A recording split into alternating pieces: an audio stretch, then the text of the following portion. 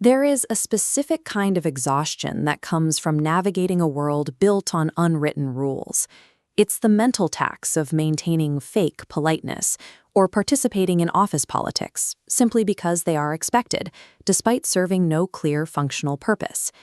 When you refuse to play along with these invisible scripts, society is quick to provide a diagnosis.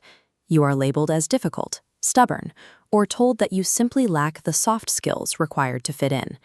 These labels assume the problem is a broken social radar.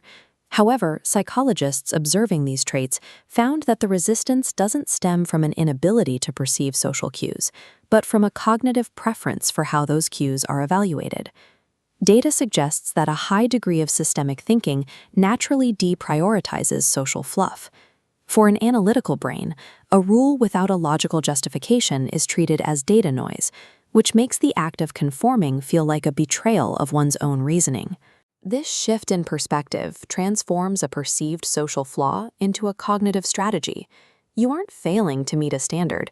You are operating on a different set of internal requirements that value functional truth over social comfort. To a systemic thinker, a tradition isn't a law, it's a hypothesis that must be proven. If a social protocol can't explain why it exists or what it actually achieves, a logical mind struggles to grant it any authority. This chart visualizes the link between cognitive markers and social behavior. As analytical reasoning increases, blind conformity consistently drops. The brain is constantly scanning for functional purpose. If logic is missing, it refuses to respect the rule, treating it as a system error. This leads to the second habit, choosing truth over popularity. For many, the social script is a tool for comfort, but for you, participating in a performance that feels dishonest is deeply draining. Engaging in small talk or nodding along with a group consensus you don't actually share creates a state of internal friction. You value authenticity over the approval of the room, which makes fitting in feel like a full-time job you never applied for. This isn't an attempt to be difficult. It is the result of a mind hardwired to protect objective truth, even when it makes people around you uncomfortable. In many environments, unwritten rules act as invisible commands. They dictate how you should progress through your life, your career, and your relationships based on a preset social timeline. Habit 3 is the brain's defense mechanism against these commands, psychological reactance. This is the automatic pushback that occurs when a person feels their autonomy is being threatened by an arbitrary restriction. When society insists you follow a specific milestone, your brain identifies the lack of logic and perceives it as a threat to your independence. You aren't being rebellious. You are protecting your right to choose. Habit 4 explains why you don't feel the same pressure as everyone else.